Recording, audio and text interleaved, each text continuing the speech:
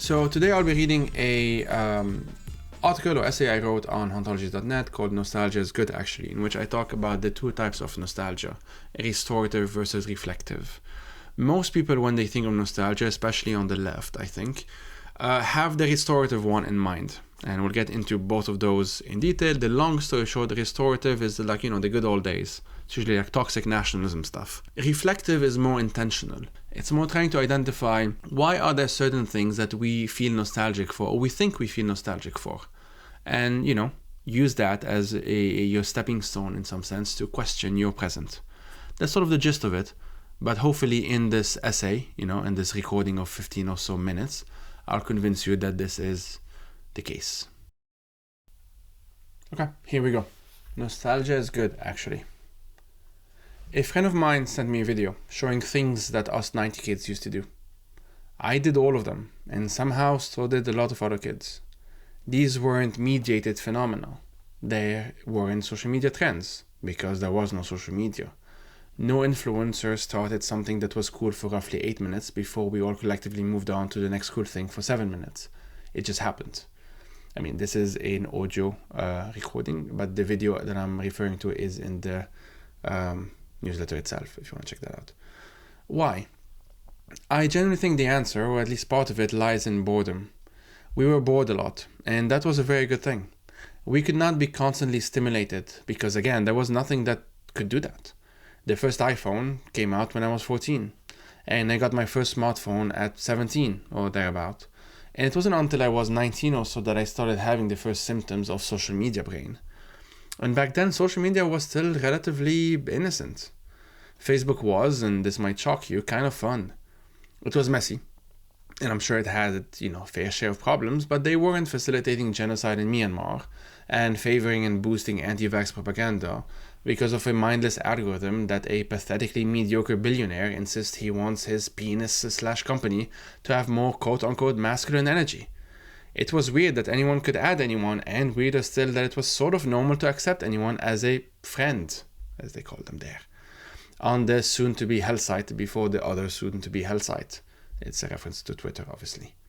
Why would such a video of random, meaningless things affect me so much? Why did it affect the friend who sent it, and why would it affect the other dozen or so millennials I sent it to, who will watch it soon and, this is a guarantee, react the same way?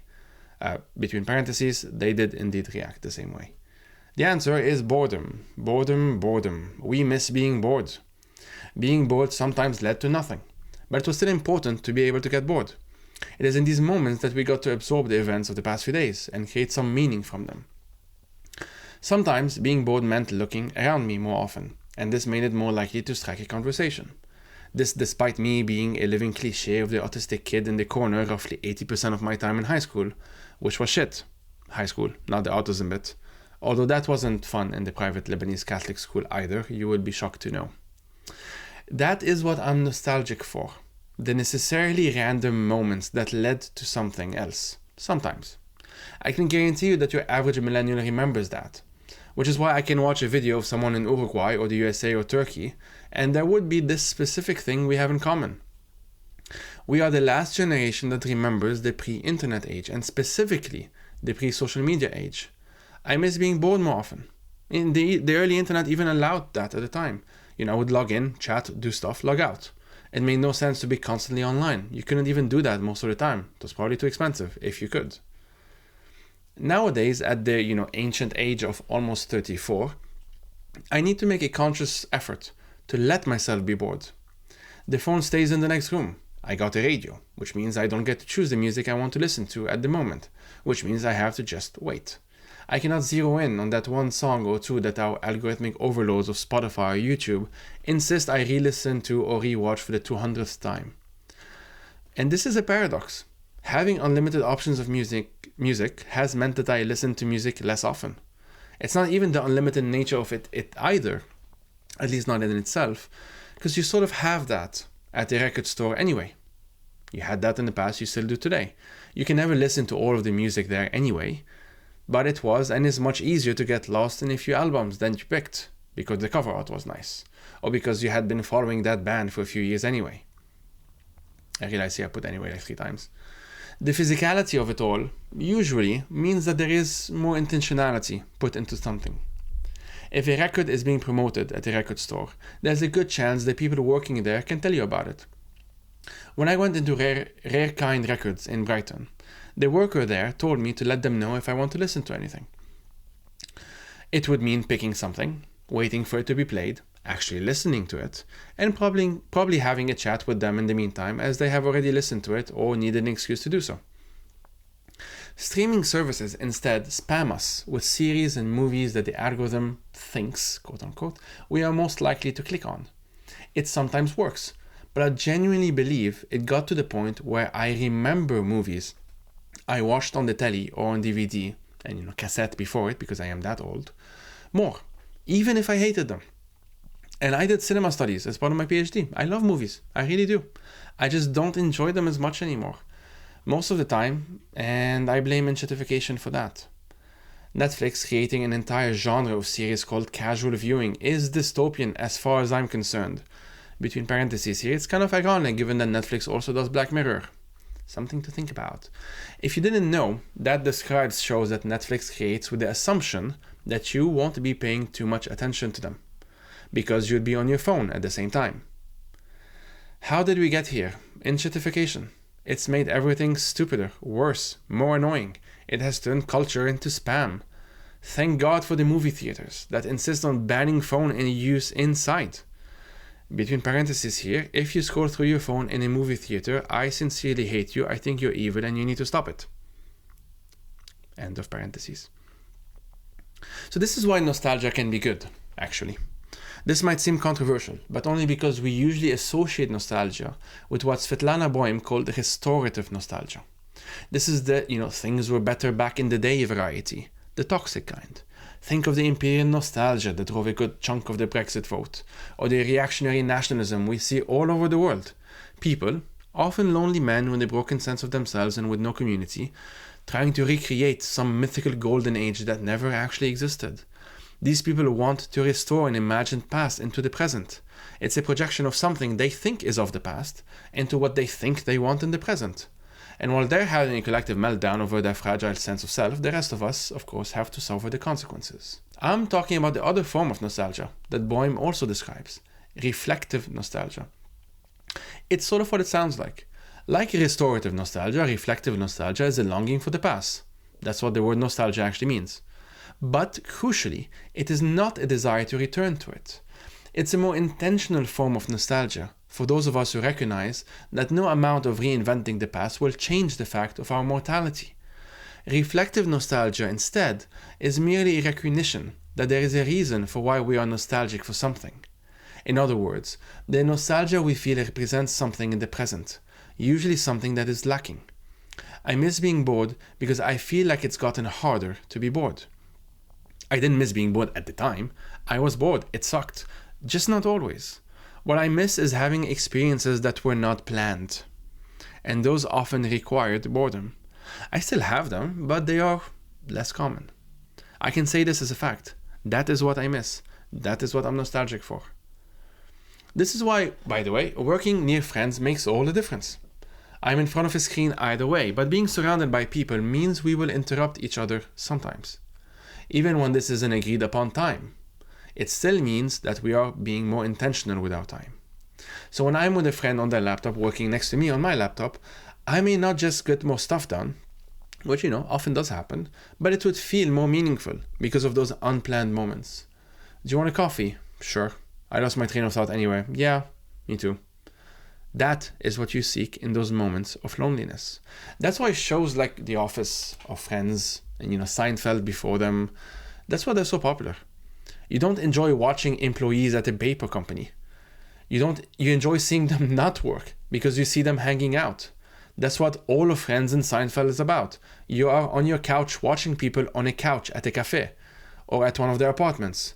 The UK even created an entire series on that premise, Gogglebox. You're watching people watching television because it's like having someone next to you watching television. What is missed isn't watching people watching television because that's not that interesting. It's kind of sad. But those specific feelings, those series mimics a sense of community. a simulacrum version of one that our neoliberal hellscape has regurgitated, after impoverishing or taking away our libraries and youth centers and town halls and replacing them with co-working spaces that charge a monthly fee. That's what we miss, even those of us who do have such friends, and maybe even co-workers around. We sort of miss it when it was more common. Again, those of us of a certain age, I suppose. I'll end with some good and bad news.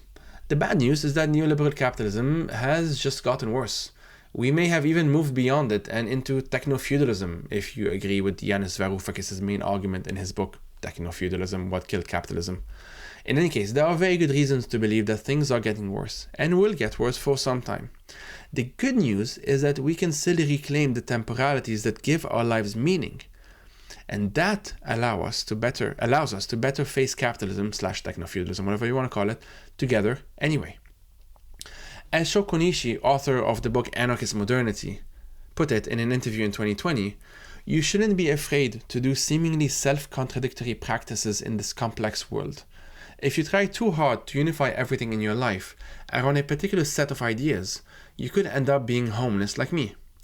As a note here, he was being literal. That's just what happened to him. It's not a suggestion that this is why people are homeless. He's just saying that this is what happened to him personally. I continue. If you feel like you are locked in, but you feel no other way to survive in this world, do something outside your quote-unquote employed time that can be locked in by forces that you feel are outside your control. There are alternative times that belong to you, when you can create and belong to another temporality and yet act in effective ways. If you expand what he mentioned as what he called employed time here to mean the time that does not belong to you, if you are pressured into clicking that next video or song because the identified platform all copied one another, that's not your time. Insert randomness into your life. Paradoxically, this may actually require you to plan this a bit for some time because you are undoing an unhealthy habit. And by you, I of course mean me, because I still struggle with this problem, and this newsletter is sometimes little more than my projected anxieties that I arrogantly think y'all want to read about. Thank you for coming along for the ride. Alright folks, that's it for this time around. Defy these times, as regular episodes are coming back soon with one either the next few days or next week. I actually can't remember on the spot.